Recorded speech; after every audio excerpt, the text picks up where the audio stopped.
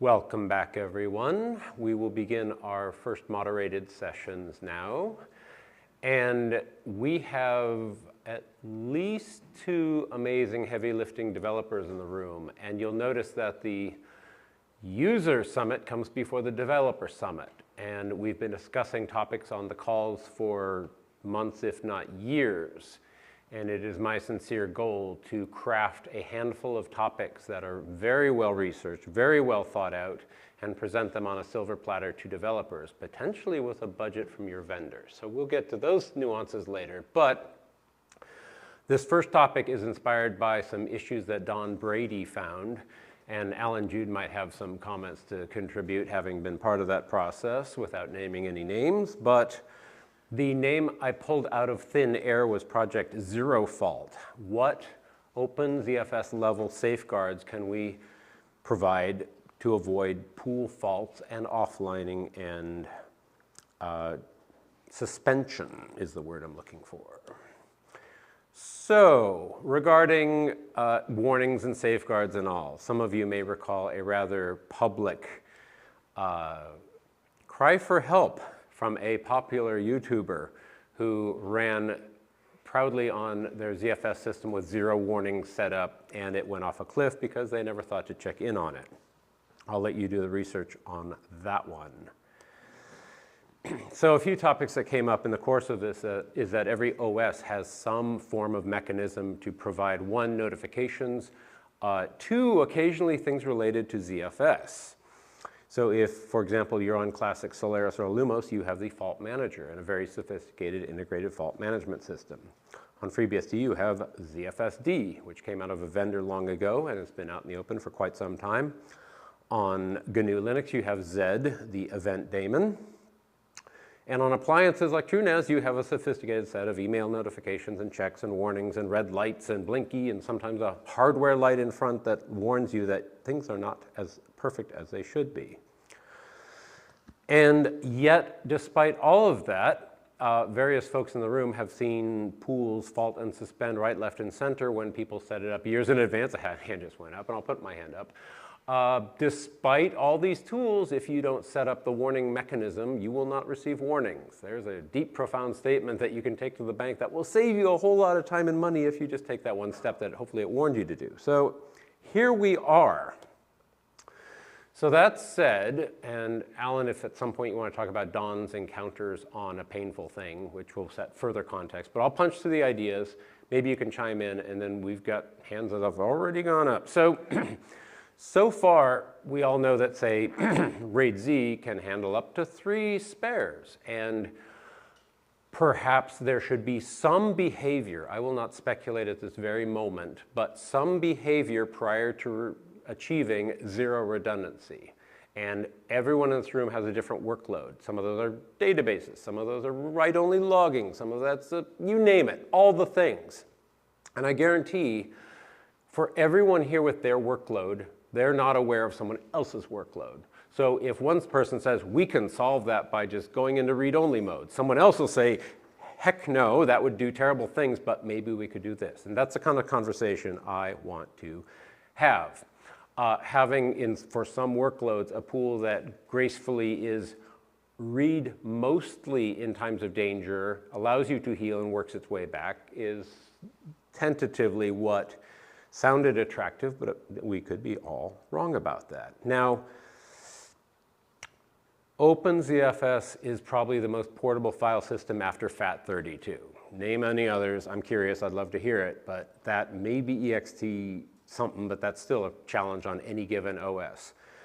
And in that is a whole lot of lifting by OpenZFS. And I'm grateful for that because you get that heavy lifting on every platform for free. It's great.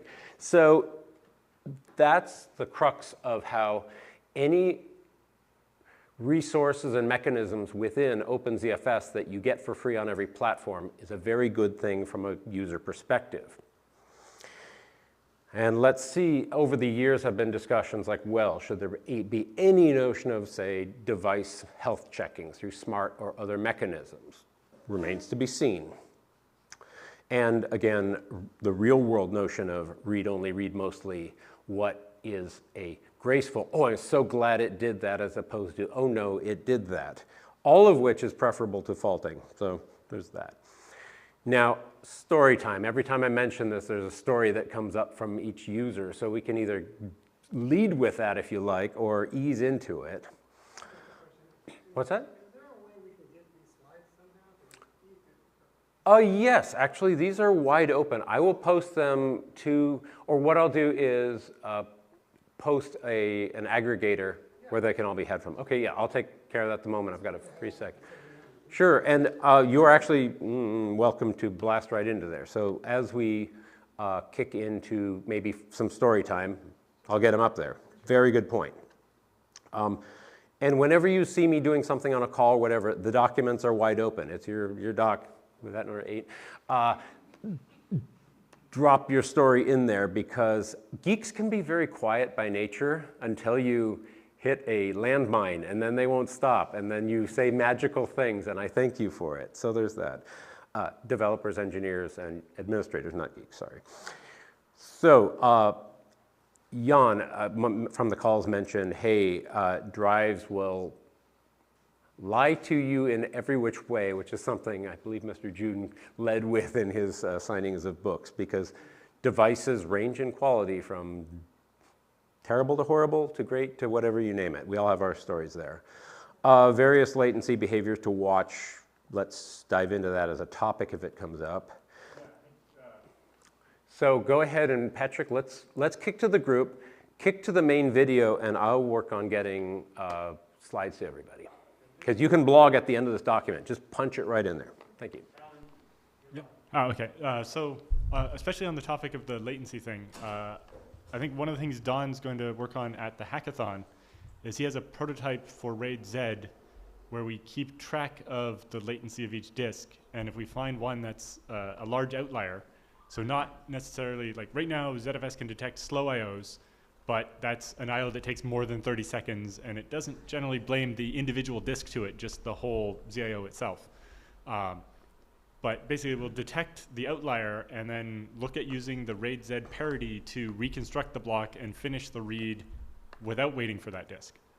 So if there's one disk that's significantly slower than the others, then we will just use parity and reconstruct the data and not subject the user to that latency. And we can kind of start tracking those as slow IOs on that disk and decide to maybe replace it using the Z or ZFSD mechanism. But basically keeping track of the outliers in latency between the members of the same VDEV. And it also gives that disk a chance to recover. So if a disk is slower, maybe it's an NVMe that's overheating and so it's going slower, it will notice when it comes back and then stop treating it as, you know, a stepchild. And so it looks quite an interesting way to solve that problem, to A, detect it and be able to raise events that your fault manager can decide to do something about, but also give ZFS the ability to decide, let's just use, you know, we've issued all the reads. We don't normally issue the reads to parity, but this disk we know is slow, so preemptively we're also going to maybe read the parity, and if that comes back first, then we can reconstruct the data and give the user the read they were looking for without having to wait for the disk that's going to take 3 times longer than its peers.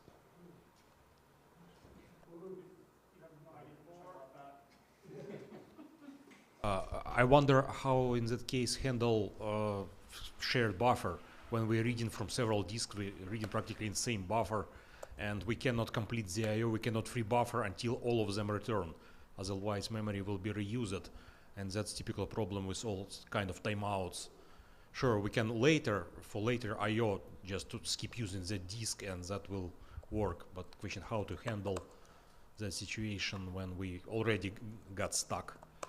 Yeah, I think currently we already have that situation of one of the problems with the current slow I/O mechanism is we only detect that the I/O is slow when it does actually finish, which means if it never finishes, we never detect that it was slow, and we're just stuck waiting forever. ZFS doesn't actually have a way to time out, right? Like it's issued the request to the kernel. If the kernel never returns, ZFS is just kind of stuck there. But yeah, if we try to go forward without it, then when we do get that back from the kernel, how do we not just accumulate these? And in general, we're kind of assuming that the disk is going to eventually return and we can free the buffer. But yeah, I think Dawn's current version of the mechanism is just when we detect the disk is slow, we don't try to read from it. We just read the parity instead and reconstruct the block so that we don't issue the I/O to the device we know is struggling, hopefully so that it can catch up on what it was doing and stop being a laggard. But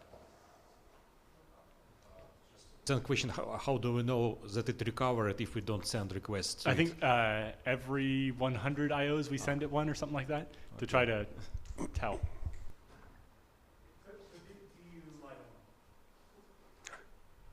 Do you know, does the administrator know if, in this sort of mechanism, like what sort of visible notice do they get that, oh, well, here's this drive that's going bad? Because So when you do zpool status -s, it adds the slow column, and we'll increment that every time we have to do this. okay, So the so problem with that is you have it to seems know like a to bit issue more the dash urgent S. situation. Yeah. Because if you're already in a point where you're relying on parity, then that means you have less redundancy than you think you actually do. Well, so we're not relying on the parity, we're just choosing to use it because it'll be faster than the slow disk. But yes, we do want to make sure the administrator gets notified, because if this disk is exhibiting this behavior, it is likely on its way to failing, or is having a thermal issue, or something obviously is going on, or some other workload is busying it up, whether it's the smart self-test or, if it's an SSD, if it's garbage collecting and taking a really long time, that's a condition that it will likely recover from in short order. And so issuing additional I/O occasionally to tell, hey, this one's not an outlier anymore, we don't need to replace it. But yeah, it's very early days. We've just started looking at this. The original design was a pool flag that would make you always read the parity, almost like in a scrub, and then just as soon as you got enough columns back to reconstruct the data, to give it back to the user. But I think Dawn's newer idea is much cleaner and has less buffer management issues than the original design that was just always read the parity, because that also has costs and impacts all the other I/O, right? If you're keeping more disks busy for each read, you're making every read more expensive and reducing your available IOPS. Just a thought to mention, it was brought before, but just in the context of disk latency for failing disks, we should at some point bring to order at least Linux functionality of do not retry, low retry. Fail fast? Fail fast, right. I don't think right now we're doing it very reasonably, because if we know that we are redundant, we're reading from RAID Z, we should, and it's redundant, we should try to do fail fast first. Then if we fail, we could retry, and then we should try hard. Yeah. But otherwise, like it would by few times reduce timeout, hopefully. Exactly. And less likely that we get this, the kernel just takes forever to return and ZFS gets stuck. It should probably be ported on FreeBSD too, Yes. and it should not be difficult, I don't think. Yeah.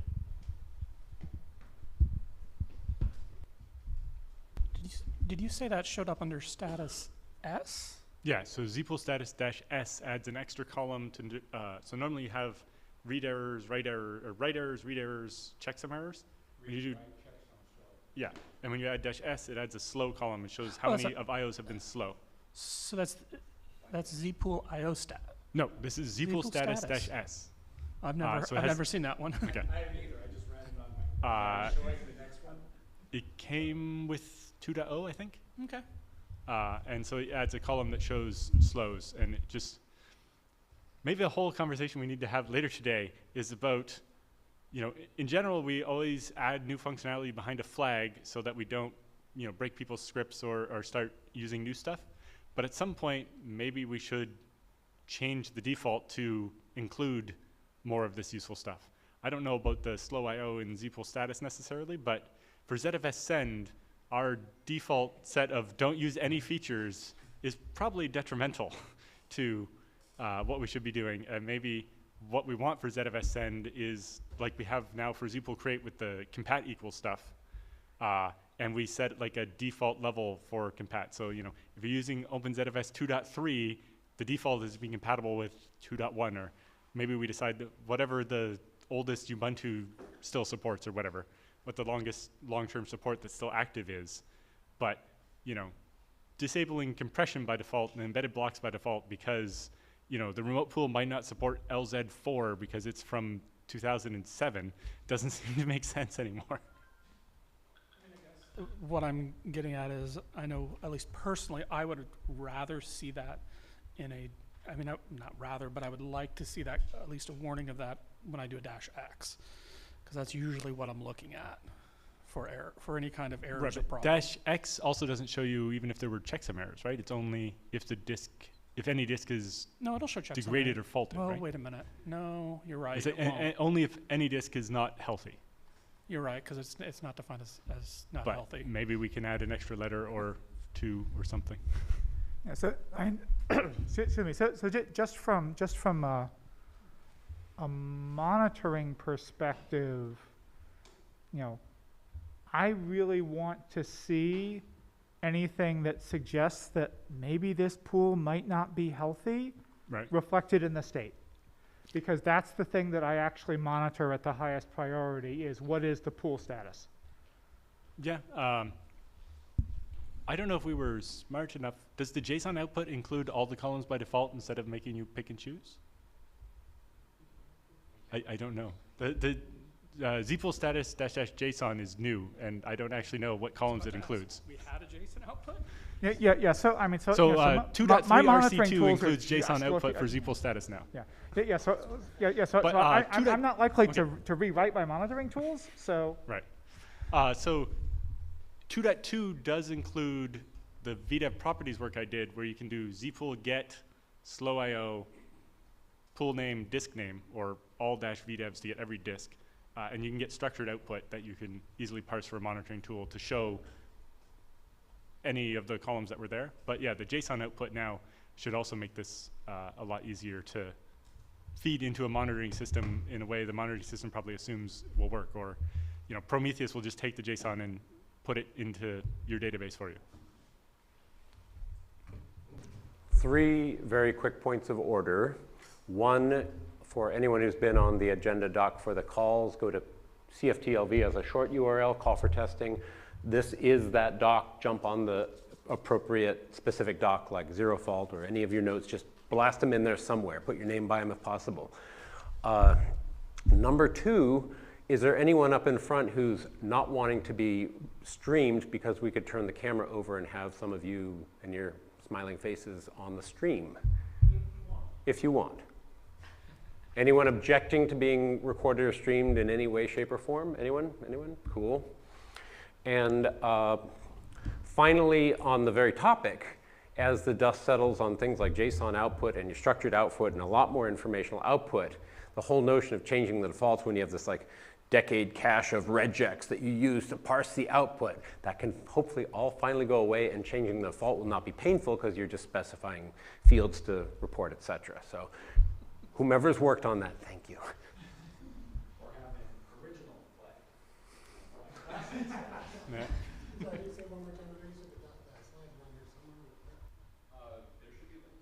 On your machine? The agenda.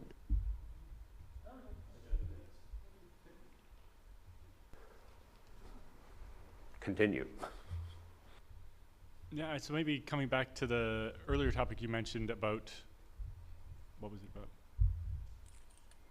What was the first thing you asked me about during your talk before we got to slow IO?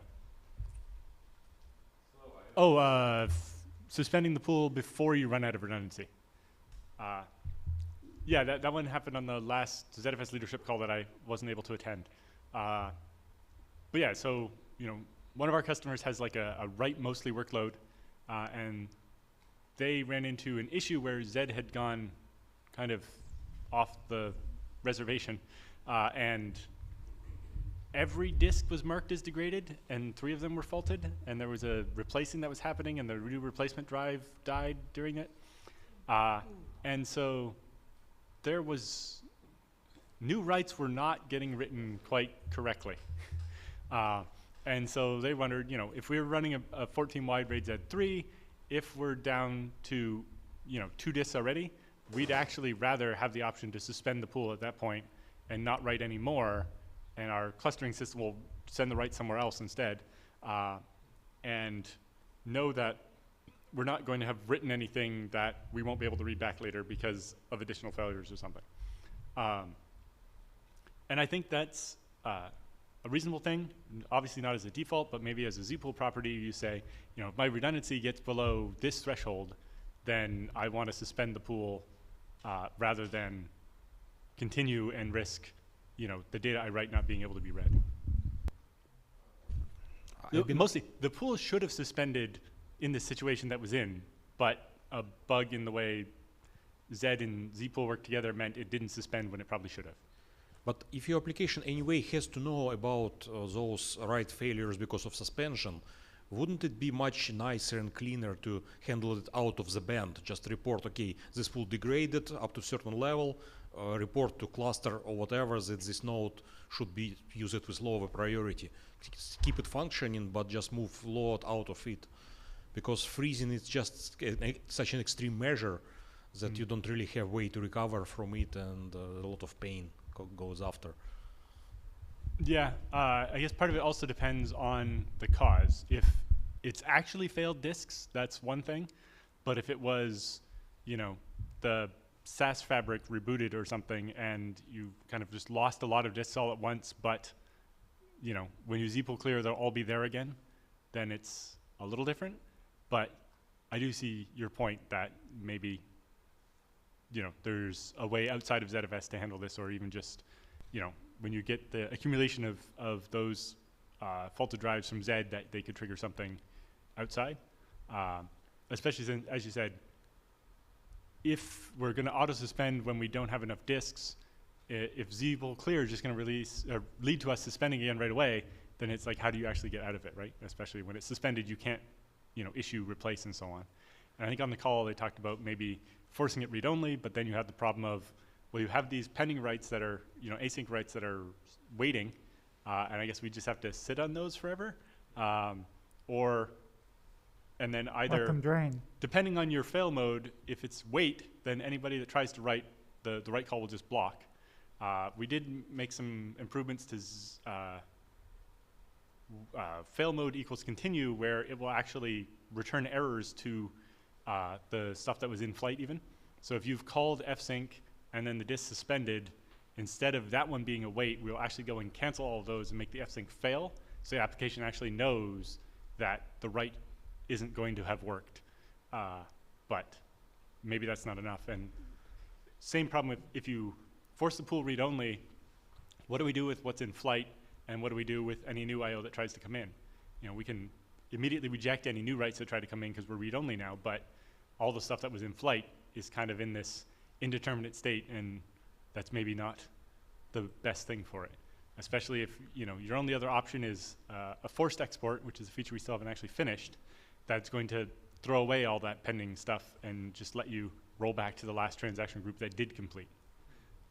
Yeah. So my users are graduate students, and I have found that automating graduate students is actually really difficult.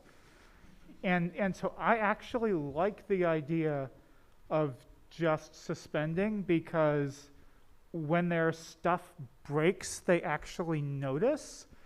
If they've spent the past 4 days writing into a full file system, they do not notice. They probably aren't even watching the output of that job.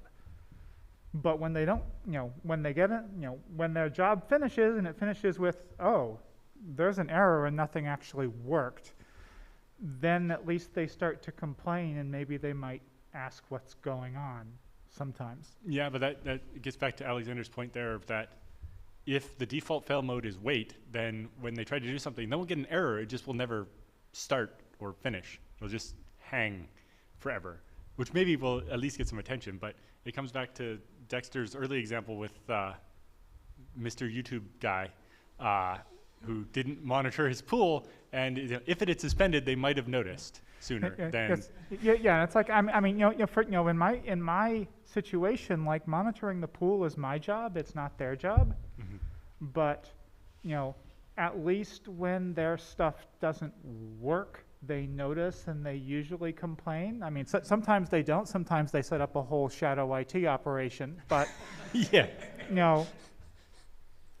And particularly because we're in a situation where all of our data is unique.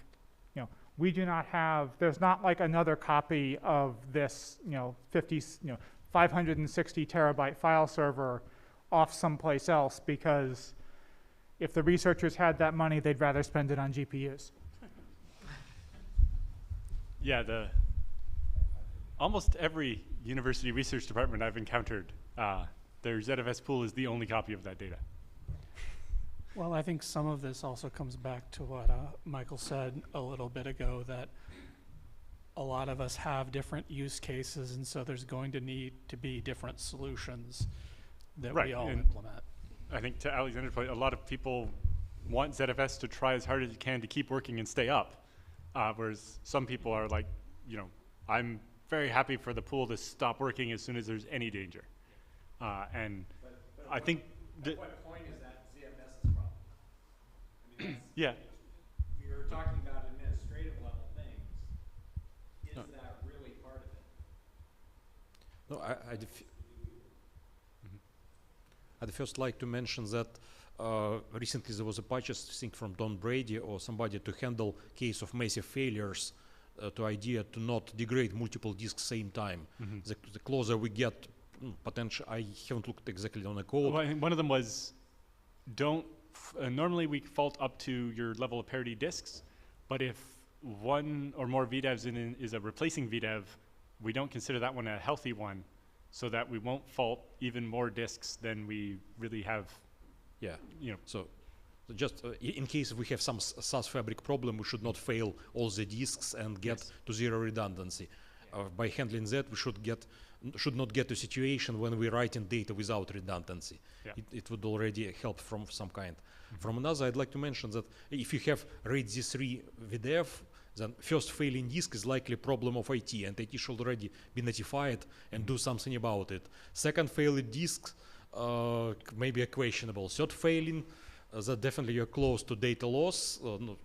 Next step would be, and then maybe in some situation you could block writes, but again, if there's any application, maybe in that case you should turn instead of freezing pool, you should instead make your NFS share read-only or do something to service level, higher level, so that administrators still have fully functional pool, but something else should be blocked closer to the user and more with more reasonable error reporting, and something like that. And maybe part of that is a new Z event for something like that. Like right now we have the state changes for VDEVs and so on, but you kind of have to be reading the whole stream and following the story to realize that you're down to a certain level of parity. Or maybe we just need a Z event that tells you every time the level of available parity changes, and when it gets down to 1, then a Zlet can do something about it. That might be, like you said, tell the application to do something. Instead of, assuming you're going to have the whole context, we can just say, as soon as we see this message, do this thing, instead of just, on every VDEV state change, try to figure out if you have enough parity left or not. And that leads to another idea I have that hopefully I can do sometime next year, which is unifying ZFSD and Z with a new netlink-based notification system. So we get rid of the, Z's problem of when it can't keep up with the events, it just keeps doubling the buffer size until it gets to 2 gigabytes of events, or 2 billion events. The customer was like, why is our memory leaking when the ARC isn't changing? And it's, when Z couldn't keep up with the number of checksum errors, it would keep doubling. It actually changes the kernel tunable and doubles it every time until it hit the maximum of 2 billion. With no cap.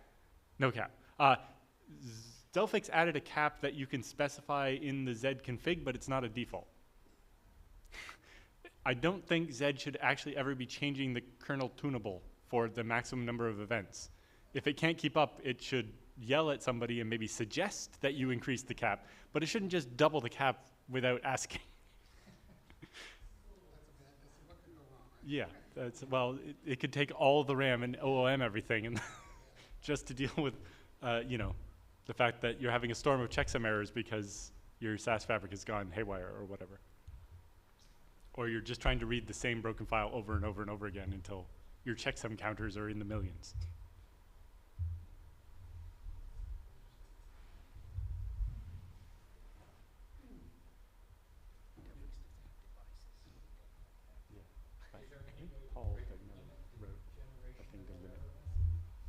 Say again? Is there any way to rate limit that event generation? I mean, are we generating the same event over and over and over and over? So Rod asked if there's any way to rate limit the event generation.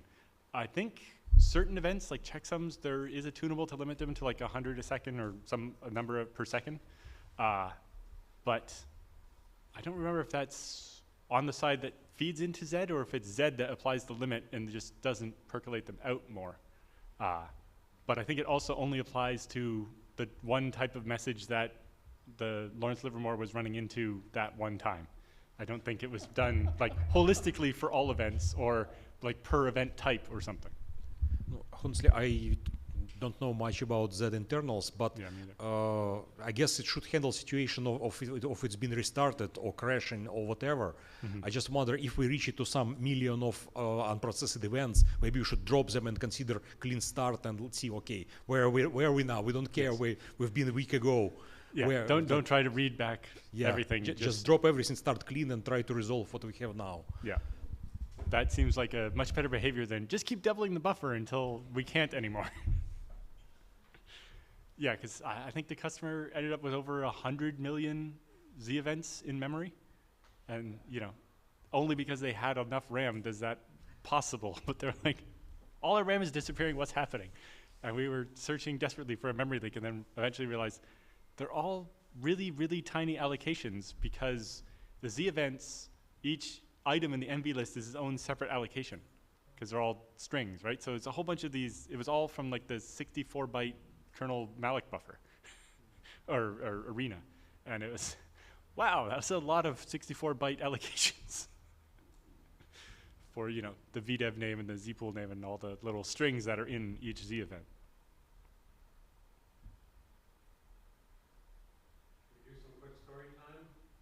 We've each touched on different, do some quick story time. We've each touched on different little surprises. Does it have to be a new story? So this is a story I've told a few times before. So when I was younger and maybe a bit less jaded, I managed to get myself in the position of being the NFS guy. And you know, the way I did this was that we had received a donation from one of our research sponsors of a fairly nice, for the time, machine. This was like 2010. And you know, it was a fairly beefy machine, and it had 4 24-drive JBODs attached to it. And I said, hey, I could save us a lot of money by using this to provide our NFS rather than giving $1 million to NetApp or whatever. And so we did that. And it turned out that the drives that they had populated this thing with when they gave it to us were a specific model, which unfortunately I still remember. It's a Toshiba MK2001 TRKB, which had a firmware issue in it, such that when the drive went into power save mode, it misprogrammed the voltage regulator, such that when it came back from power save mode, it physically damaged the head. We did not know about this at the time. We did not know about this until I had an array of 88 of these that were all taking 100 milliseconds to respond to every read, because each read was getting 50 or 60 retries before it managed to successfully get that block. And this is where, like, if 12 years ago we had this ability to detect slow drives, that would have made a huge difference in being able to diagnose, like, why is everything molasses. It might not have helped because that one relies on detecting an outlier, whereas all the drives are that slow, then it assumes situation normal. And one of the things that I've been sort of looking for all the time since then is like any decent way of monitoring drive latency in one of these big systems that doesn't basically just do the statistically invalid thing and say, oh, well, here's your 5-minute average. And it's like, I know why that's invalid. I don't have any tools that are actually any good for showing me that. Unfortunately, we're still sort of stuck on Munin for monitoring, which doesn't know how to do anything else. But that was sort of my sort of introduction to like drives lie all the time. I forgot to mention also that these were multipathed, and so in FreeBSD, G multipath sometimes hides errors from ZFS. A little bit, yeah. Like when Because it it fails, it switches to the other path, and then when that fails, it switches back to the first path, and it doesn't always I mean, percolate things. It does eventually give up, but that means that if you thought you were only getting 100 retries, you're actually getting like 200 or 400 retries. So anyway, that's my story. Yeah, I had a kind of similar one where we had this one model of Western Digital, I think 6 terabyte drives, and eventually the smart test found problems in all of them. In the way we had partitioned the drives, we had like a 6 gig swap partition before the ZFS partition. And at right kind of near where the ZFS Uberblock ring is, from the labels at the beginning and the end of the drive, in the space we had never written to for the 4 years we had the drives, all those sectors became unreadable, even though like where the Uberblock ring was working fine. We read and wrote that all the time. But this kind of unused space that we had near there, all those sectors became unreadable. And the drive would be like, yeah, those are toast now. And it's like, what did you do to those sectors that we just never wrote to? And it kind of shows why it's important to have something like a scrub that's going and reading sectors. In this case, it never touched those because it was outside of the ZFS partition. But reading those and noticing they're degrading, the drive might rewrite them while it still can read them. Whereas if you have sectors you just never touch, they can bit rot. Yeah, one of the policies that I've actually had for a long time is that basically the first time it throws any kind of medium error, the drive is toast. Yeah. Immediately comes out of the array and gets replaced, hopefully. And usually I'll do at least a smart long test which will confirm that in fact the drive is toast, but at least it gives me something that I can like give to the vendor and say, hey, give me your warranty replacement, please. Of course, Western Digital didn't make that drive anymore, so they gave me a replacement that was SATA instead of SAS. Oops.